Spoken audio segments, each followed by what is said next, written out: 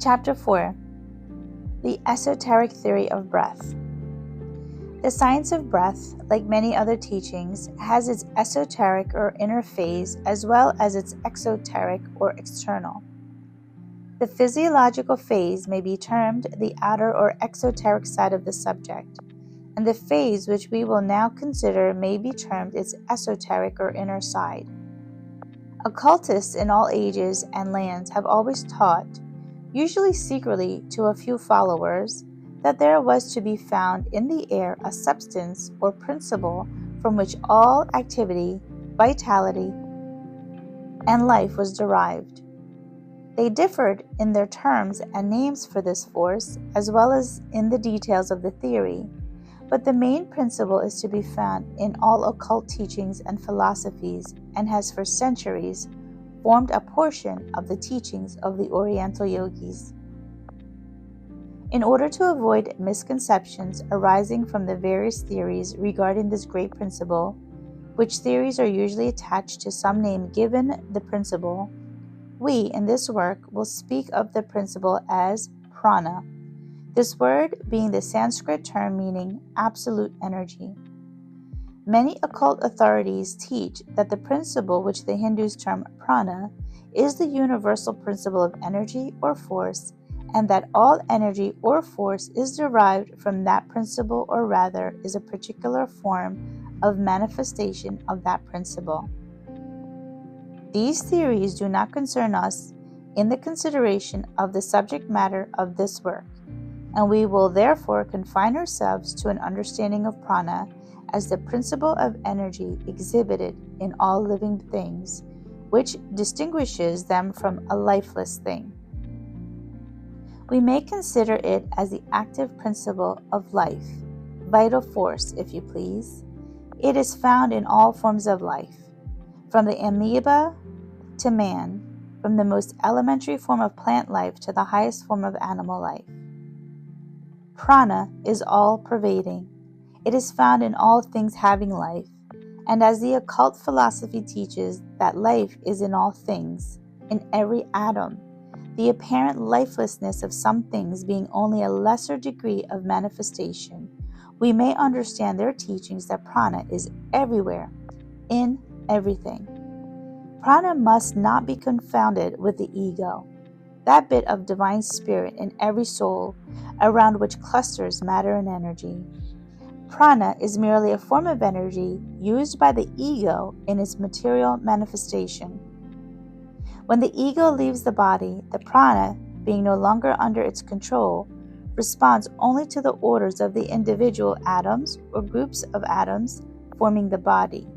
And as the body disintegrates and is resolved to its original elements, each atom takes with it sufficient prana to enable it to form new combinations, the unused prana returning to the great universal storehouse from which it came. With the ego in control, cohesion exists and the atoms are held together by the will of the ego. Prana is the name by which we designate a universal principle, which principle is the essence of all motion, force, or energy, whether manifested in gravitation, electricity, the revolution of the planets, and all forms of life, from the highest to the lowest. It may be called the soul of force and energy in all their forms, and that principle which, operating in a certain way, causes that form of activity which accompanies life. This great principle is in all forms of matter, and yet it is not matter. It is in the air, but it is not the air, nor one of its chemical constituents. Animal and plant life breathe it in with the air, and yet if the air contained it not, they would die even though they might be filled with the air. It is taken up along with the oxygen, and yet it is not the oxygen. The Hebrew writer of the book of Genesis knew the difference between the atmospheric air and the mysterious and potent principle contained within it. He speaks of Neshmet Ra'u Chaim, which translated means the breath of the spirit of life. In the Hebrew, Neshmet means the ordinary breath of atmospheric sphere, and Chayim means life or lives, while the word Ra'ech means the spirit of life, which occultists claim is the same principle which we speak of as prana. Prana is in the atmospheric air, but it is also everywhere, and it penetrates where the air cannot reach. The oxygen in the air plays an important part in sustaining animal life, and the carbon plays a similar part with plant life. But prana has its own distinct part to play in the manifestation of life, aside from the physiological functions. We are constantly inhaling the air charged with prana, and are constantly extracting the latter from the air and appropriating it to our uses. Prana is found in its freest state in the atmospheric air, which when fresh is fairly charged with it, and we draw it to use more easily from the air than from any other source.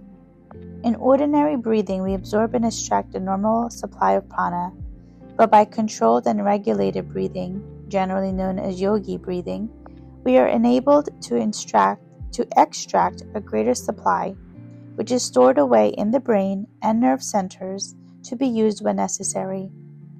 We may store away prana, just as the storage battery stores away electricity.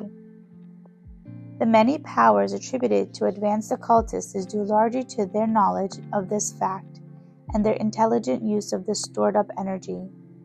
The yogis know that by certain forms of breathing they establish certain relations with the supply of prana and may draw on the same for what they require. Not only do they strengthen all parts of their body in this way, but the brain itself may receive increased energy from the same source, and latent faculties be developed and psychic powers attained.